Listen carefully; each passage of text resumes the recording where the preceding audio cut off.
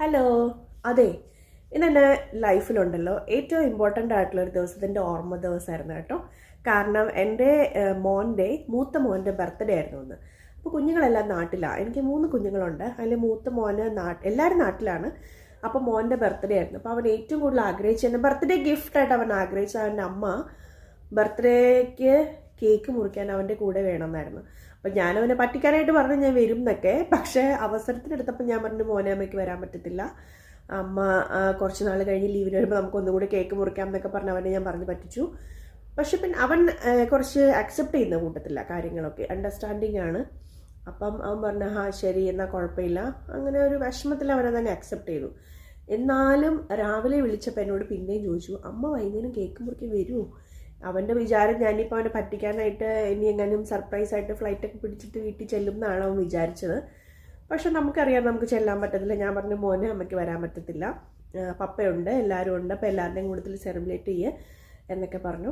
അങ്ങനെ അവൻ പുതിയ ഉടുപ്പൊക്കെ മേടിച്ചു കൊടുത്തു. സ്കൂളിലുള്ള മിഠായി എല്ലായിട്ട് പോയി. വൈകുന്നേരം വന്ന് അവർ ഹാപ്പി ആയിട്ട് കേക്കൊക്കെ മുറിച്ചു. ഫുഡ് അവന് വേണം, ബിരിയാണി മതി എന്ന് പറഞ്ഞു. അപ്പോൾ കുഞ്ഞുങ്ങളുടെ ബർത്ത്ഡേക്ക് ഞാൻ അവരോട് ചോദിക്കും നിങ്ങൾക്ക് എന്താ കഴിക്കാൻ വേണ്ടതെന്ന്. അപ്പോൾ അവർ പറയും അവർക്ക് എന്താ വേണ്ടതെന്ന് വെച്ചാൽ പറയും. അവനാകെ പറയുന്നവർക്ക് ആകെ അറിയാവുന്ന ഒരു കാര്യം ബിരിയാണിയാണ്. അപ്പോൾ നോയൽ എന്നാണ് മോൻ്റെ പേര്. മൂത്ത മോൻ്റെ പേര് നോയൽ എന്നാണ്. രണ്ടാമത്തെ ആൾ നിയ, മൂന്നാമത്തെ ആൾ നിയോൺ എന്നാണ് പേര്. അപ്പം നോയൽ പറഞ്ഞു എനിക്ക് ബിരിയാണി മതി എന്ന് പറഞ്ഞു. അപ്പം എൻ്റെ ഹസ്ബൻഡ് അമ്മ ഇന്ന് സ്പെഷ്യലായിട്ട് ഇന്ന് വീട്ടിൽ ബിരിയാണിയൊക്കെ ഉണ്ടാക്കിയിട്ടുണ്ട്. അപ്പോൾ ഫാമിലി എല്ലാവരും ഒന്നിച്ചു കൂടുന്ന ഒരു സമയമാണ് പിള്ളേരുടെ ബർത്ത്ഡേ അല്ലെങ്കിൽ ഈസ്റ്റർ, ക്രിസ്മസ് എല്ലാ കാര്യങ്ങളും ഞങ്ങളാണ് തറവാട്ടിൽ താമസിക്കുന്നത്. അപ്പം ഞങ്ങളുടെ അടുക്കലാണ് എല്ലാവരും വന്നിട്ട് ഒരു ചെറിയൊരു സെലിബ്രേഷൻ പോലെ നടത്തുന്നത്. അപ്പോൾ കുഞ്ഞുങ്ങളുടെ ഒരു സന്തോഷം, അവർ കേക്ക് മുറിക്കുമ്പോൾ അവർ ബർത്ത്ഡേ എന്ന് പറയുന്നത് എൻ്റെ മോളാണെങ്കിലും മോനാണെങ്കിലും വിചാരിക്കുന്നത് ബർത്ത്ഡേ ഭയങ്കര വലിയ എന്തോ സംഭവമാണെന്നൊക്കെയാണ് വിചാരിക്കുന്നത്. നമ്മുടെ ചെറുപ്പകാലത്തൊക്കെ നമുക്ക് ബർത്ത്ഡേ എന്ന് പറഞ്ഞാൽ വലിയ ഓർമ്മയൊന്നുമില്ല. ഞാനന്ന് സ്കൂളിൽ പോലും മിഠായി ഒന്നും കൊണ്ടുപോയിട്ടേ ഇല്ല. നമ്മൾ പുതിയ ഉടുപ്പൊക്കെ ബർത്ത്ഡേക്ക് ഇടുക എന്ന് പറഞ്ഞാൽ എൻ്റെ സമയത്തൊന്നും ഓർമ്മ പോലും ഇല്ലെന്ന് എനിക്ക് തോന്നുന്നത്. 1-2 പ്രാവശ്യമൊക്കെ നമ്മൾ ഇട്ടിട്ടുണ്ടാവും പുതിയ ഉടുപ്പൊക്കെ. ഇപ്പോഴത്തെ കുഞ്ഞുങ്ങൾക്കെന്ന് പറഞ്ഞാൽ ബർത്ത്ഡേക്ക് ഉടുപ്പായി, ക്രിസ്മസിന് ഉടുപ്പായി, എല്ലാ വിശേഷങ്ങൾക്കും ഉടുപ്പായി.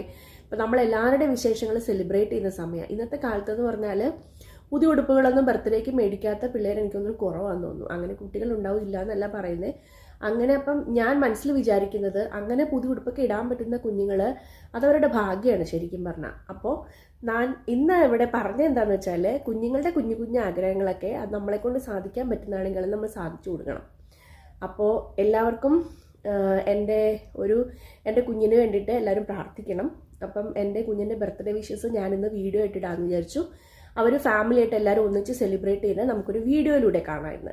അപ്പോൾ എൻ്റെ ഫ്രണ്ടിൻ്റെ മോളാണ് ഇത് എഡിറ്റ് ചെയ്ത് തന്നത്. എനിക്ക് എഡിറ്റിങ്ങും പരിപാടിയൊന്നും കാര്യമായിട്ട് അറിയത്തില്ല.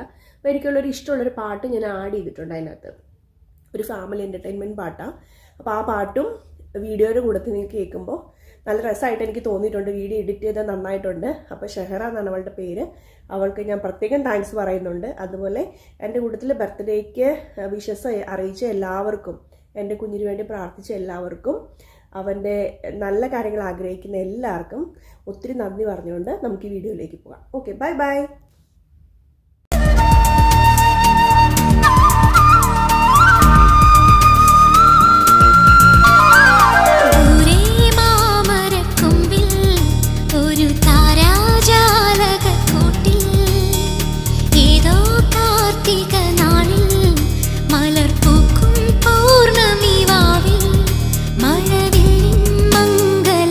പോലെ ഒരു പൂവൽ പൈങ്കിളി ചേക്കേറി